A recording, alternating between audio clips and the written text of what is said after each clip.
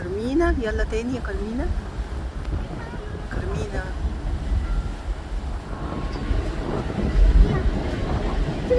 كارمينا وهي بتمثل تمثال الحرية دلوقتي.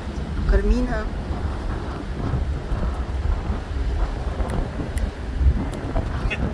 سيدان.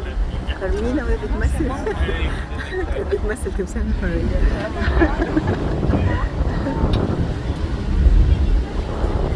مفيش أحلى من الحرية بجد.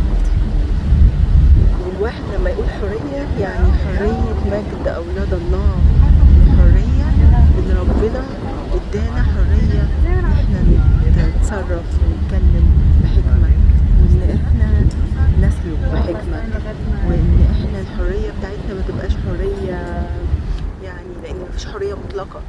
الحرية لازم تبقى بحدود، والحرية لازم تبقى الإنسان يكتشف نفسه أثناء الحرية. هو بيسلك كما يجب لأولاد الله، وبيسلك زي ما ربنا يعني دعاه إن هو يكون ابن بار، يكون مبشر، يكون إنسان يحب الآخر. ما هو الحرية مش معنى إنك أنت تبقى حر إنك أنت تحب نفسك، لا، الحرية إنك أنت كمان تحترم وتحب حرية الآخرين، وما تفرضش على حد حاجة معينة، لكن تفضل انك انت شايف ان الحرية دي اللي ربنا اداها لك انت تسلك بحكمة، تسلك بحكمة وتطلب الحكمة دي كل وقت. زي ما دايما بنتكلم عن الحرية ونتكلم عن الحكمة. الحكمة مش بعيدة عن الحرية، والحرية مش بعيدة عن الحكمة. اللي يعوزه حكمة يطلب.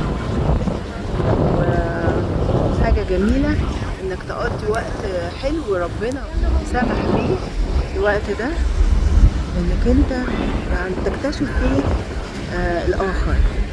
يمكن حتى لو كان الاخر دوت بلد، برضه انت تكتشف ميزاته، تكتشف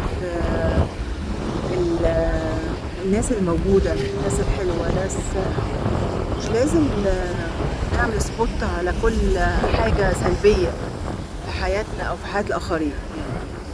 لا، لما نبص على الحاجات الحلوة اللي عندهم دي أحسن حاجة.